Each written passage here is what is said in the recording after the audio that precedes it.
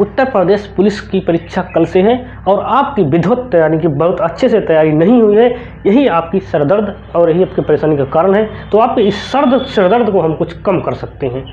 इस वीडियो में बहुत ऐसे ऑथेंटिक तरीका बताऊंगा, 2 ऐसे ऑथेंटिक तरीके बताएंगे जिसमें आपका स्कोर 100% बूस्टअप होगा। नमस्कार, सिक्योर एकेडमी के यूट्यूब चैनल पर आप सभी मित्रों का हार्दिक स्वागत, अभिनंदन है दोस्त। मैं हूं दिलीप और आज की इस खास वीडियो में डिस्कस करने वाले हैं, ऐसे स्ट्रेटेजी पर डिस्कस करेंगे कि किस तरह से आप कम तैयारी में अपने स्कोर को 100% बूस्टअप कर सकते हो। पूरे 100% गारंटी के साथ कहता हूँ, ये अगर मेथड आप फॉलो करेंगे तो आप कहीं ना कहीं ये बहुत अच्छा ही कारगर साबित होगा उन स्टूडेंट्स के लिए जिन्होंने पढ़ाई तो की लेकिन विधिवत ढंग से पढ़ाई नहीं कर पाई। उनको कुछ ना कुछ संशय है कि हम पूरी तरह से इसको सॉल्व नहीं कर पाएंगे। उस सारी चीज़ों को, इस डाउट को पूरी तरह से क्लियर करते हैं।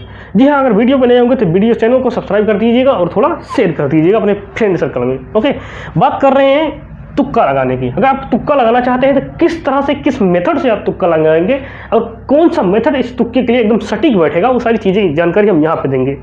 आपके सामने दिया गया है तुक्का लगाने का एकदम सटीक तरीका। ठीक, हम तुक्का कैसे लगाएंगे। ठीक, दूसरी बात करते हैं, जो एग्जाम होगा 1/4 नेगेटिव मार्किंग होगा, उसके बावजूद भी कोई प्रश्न ना छोड़ें। हाँ, यही चीज़ तो आपको समझा रहे हैं।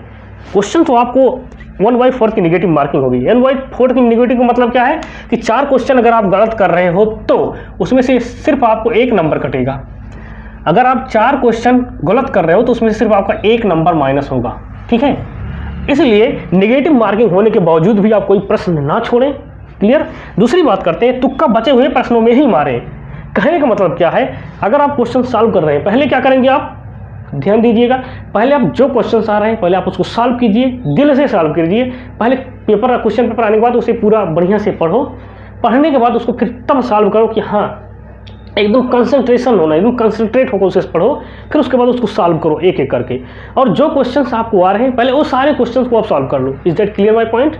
उनको सॉल्व करने के बाद आप क्या करोगे, जो बचे हुए प्रश्न हैं अब उनमें तुक्का लगाने की जरूरत है। ठीक है, सभी प्रश्नों के ऑप्शन काउंट करें।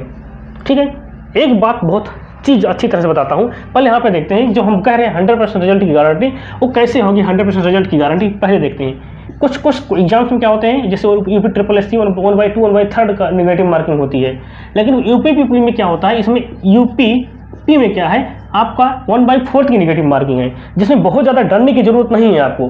देखो क्वेश्चंस में क्या होते हैं, 4 ऑप्शन होते हैं। आपने बताया क्वेश्चंस जो होते हैं उससे 4 ऑप्शन के होते हैं, ABCD। इन चारों ऑप्शन में से आपको करना क्या है, पहले एलिमिनेट करना है, जो आपको सही लगे उसी को सॉल्व करना है। तो सबसे पहले देखते हैं हम कि तुक्का बचे हुए प्रश्नों में ही मारना है, सब में नहीं मारना है। ऐसा नहीं है कि आपने कुछ भी नहीं पढ़ा है और सब में तुक्का लगाते चले जाएंगे, ऐसा नहीं करना है। अगर आप कुछ पढ़ा होगा, आपने कुछ पढ़ा हुआ है और आपको कुछ तुक्का लगाना है तो क्या करना है, आपको सभी तुक्का बचे हुए प्रश्नों में मारना है। पहले जो क्वेश्चन आपको आ रहे हैं उनको आप सॉल्व करो और सॉल्व करने के बाद क्या करना है, सभी प्रश्नों के ऑप्शन को काउंट करो। एक चीज़ बहुत खूबसूरत बात कर रहे हैं हम, बहुत ध्यान से देखिएगा।